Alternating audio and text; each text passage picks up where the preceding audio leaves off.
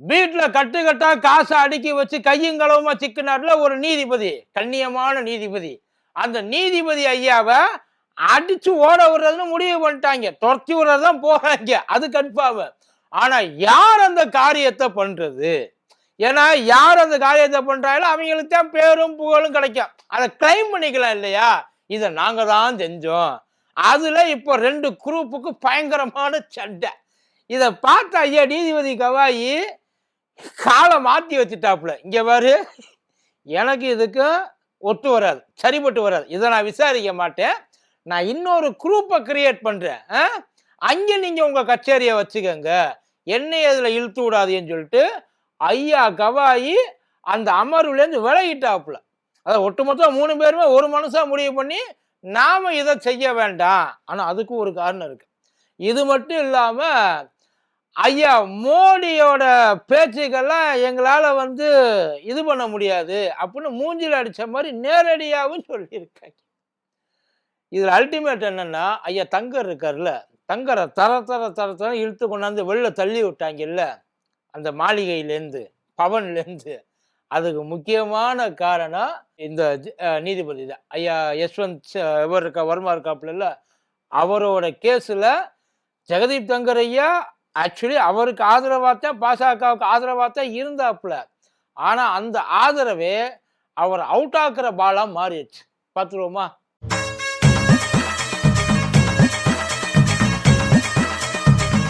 டயா booster சுகரை control பண்ணும், உங்க ஆரோக்கியத்தை மீட்டு தரும். சர்க்கரையை கட்டுப்படுத்துறதுக்கான எளிமையான வழிமுறை, இயற்கையான வழிமுறை. அனைத்து மருந்து கடைகளிலும் கிடைக்கும். மதியம் வணக்கம். இது மதிவந்தர் பாட்லா கூத்தடி கூப்பி.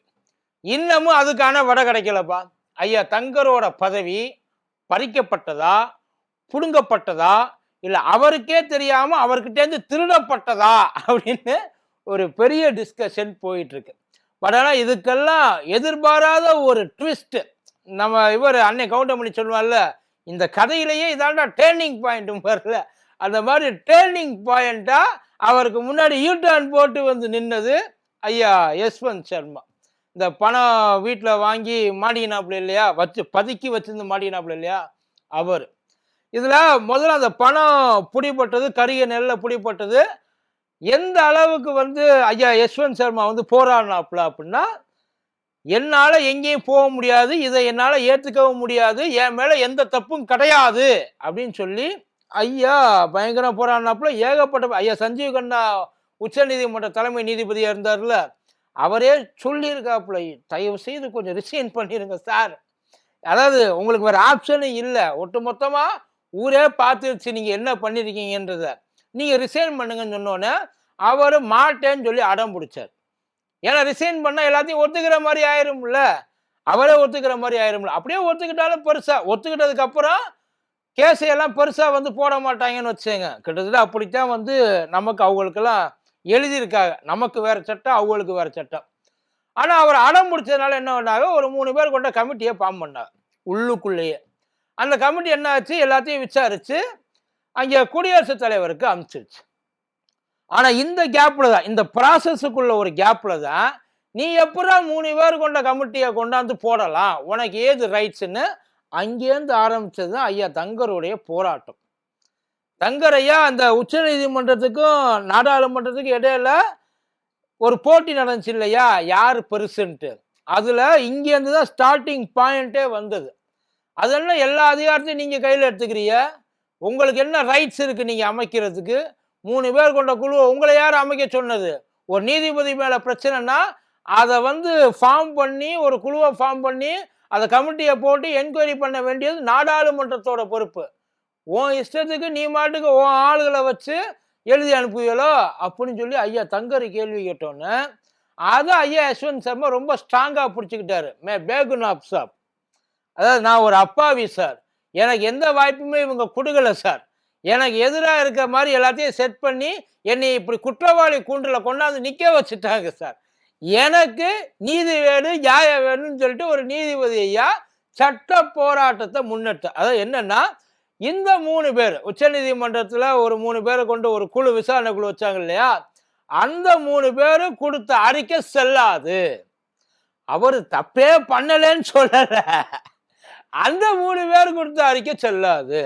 ஆனா இப்படி ஒரு சைடு அப்போ இது போயிட்டு இருக்கப்போ குடியரசுத் தலைவருக்கு போன அந்த இந்த குழு வந்து ஒரு அறிக்கை அவங்களுக்கு கொடுத்துருக்கும்ல, பரிந்துரை பண்ணியிருக்கும்ல, அந்த பரிந்துரையை குடியரசுத் தலைவர் ஏத்துக்கிட்டு அதை நேரா நாடாளுமன்றத்துக்கு அனுப்பிச்சு வச்சுட்டாங்க. போங்கப்பா, எனக்கு எல்லாம் ஓகே, உங்களுக்கு ஓகே இருந்தா மேற்கொண்டு ஆக வேண்டிய காரியத்தை பாருங்க.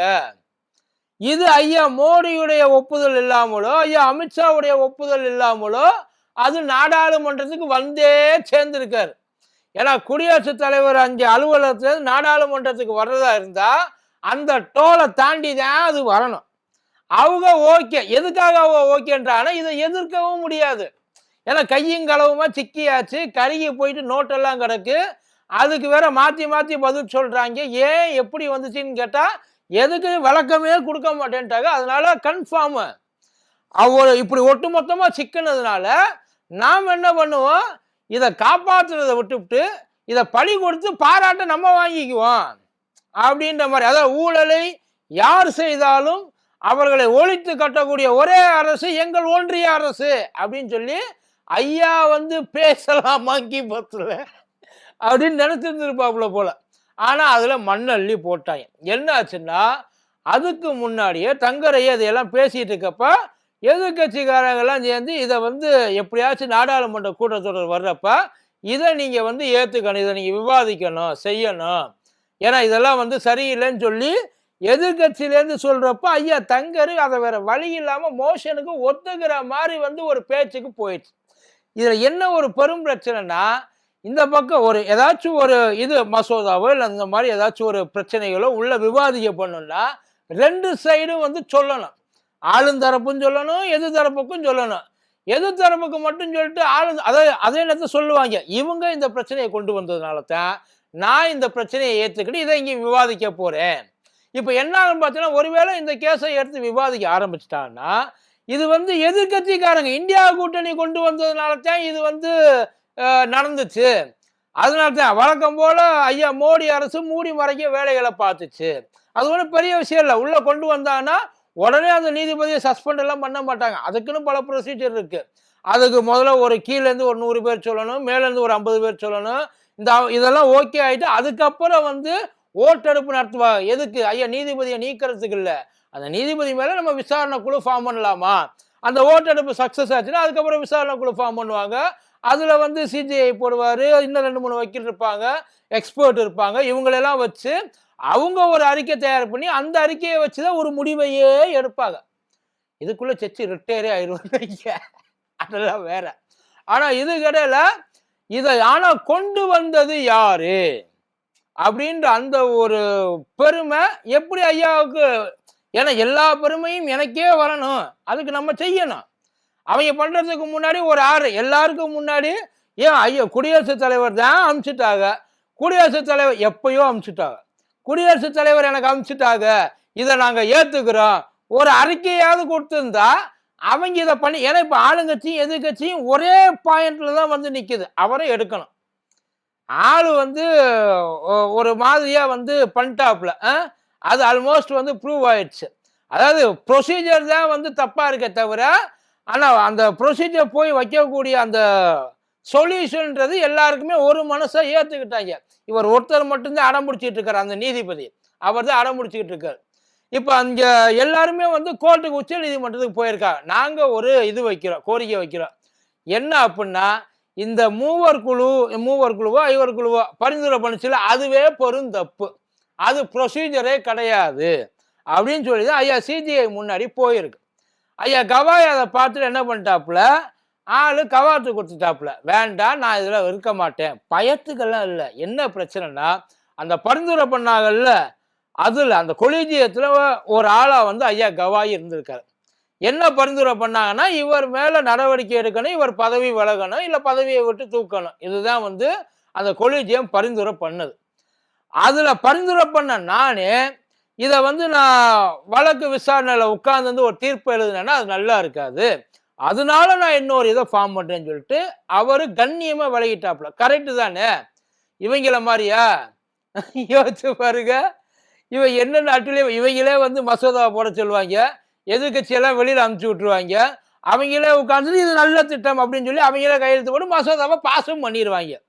கரெக்டு தானே? அந்த மாதிரியெல்லாம் நான் பண்ண மாட்டேன் அப்படின்னு சொல்லிட்டு இங்கே தனியாக போயிருக்கு.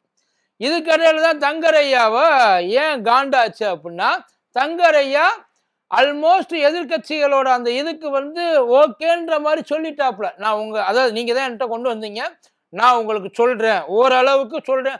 அதுல தான் அவங்களுக்கு கடுப்பாகி விஷயத்தை எடுக்காதுன்னு சொல்லலை, அதே விஷயத்தை தான் நானும் சொல்ல போறேன். ஆனா இப்போ நீ அவங்க சொன்னதுனால நீ செஞ்சன்னா அப்புறம் எனக்கு என்ன இருக்கு? அதனால நீ இப்ப அவர் கொண்டு வந்தா அவர் அப்படித்தான் அதை கொண்டு வரணும். இதுவும் உள்ளுக்குள்ள ஒரு மாதிரியான பிரச்சனை தான். அதனால தான் தங்கரையாவுக்கும் அங்கேயும் உள்ள ஒரு ஹீட்டட் ஆர்குமெண்ட் போச்சு. மோடி சொல்லி இது நடக்கல, இது ராகுல் காந்தி சொல்லி தான் நடந்துச்சு. அவங்க ப்ரெஷர் போட்டதுனால அவங்க தான் இதை எல்லாத்தையும் கண்டுபிடிச்சு என்கிட்ட கொண்டு வந்தாங்க அப்படின்ற ஒரு பிரச்சனை கொண்டு வராமல் இருக்கணுன்றதுக்காகத்தான் அவரை தள்ளி விட்டதாகவும் ஒரு தகவல். இப்போ இதுக்கு என்ன ஆக போகுதுன்னா சொல்லவே முடியாது. ஏன்னா நாடாளுமன்றத்தில் அந்த இம்ப்ரீச்மெண்ட் மோஷன்ட்டு அதை கொண்டு வந்தாலும் அதுக்கு அதுக்கப்புறம் ஃபார்ம் பண்ணணும். ஃபார்ம் பண்ண என்ன நினச்சாங்கன்னா, ஏற்கனவே தான் ஒரு அறிக்கையை ரெடி பண்ணி கொடுத்துருக்காங்கல்ல, ஆன் தி ஸ்பாட்ல வேலையை முடிச்சிருவோம் தான் எல்லாரும் நினைச்சாங்க.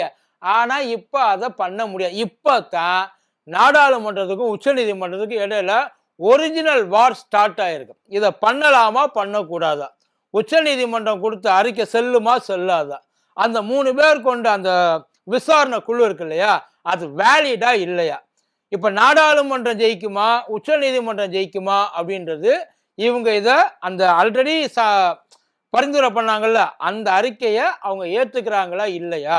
இப்ப கவாய் வெர்சஸ் மோடி அப்படின்ற மாதிரி கொண்டு நிப்பாட்டி இருக்கு. பட் ஆனால் ரொம்ப இன்ட்ரெஸ்டிங்காக இருக்கும். ஏன்னா உள்ள இறங்கி இருக்கிறது பூரா பெரிய பெரிய ஆளுங்க, ரொம்ப பெரிய இந்தியாவுக்கே லாயர்ஸ்னா பட்டு நினைவுக்கு வரக்கூடிய ஆட்கள் தான் இப்போ உள்ள இறங்கியிருக்காங்க.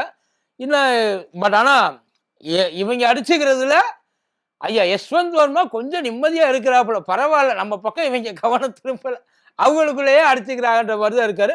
பட் என்னைக்கா இருந்தாலும் 2 பேரும் சேர்ந்து ஐயாவை ஒரு நாளைக்கு அடித்து துரட்டி விட்டு தான் போகிறாங்க, அது கன்ஃபார்மு. பட் அந்த நாட்கள் தான் கொஞ்சம் தள்ளி போயிட்டு இருக்கு. பார்ப்போம் என்ன நடக்க போகுது. நன்றி.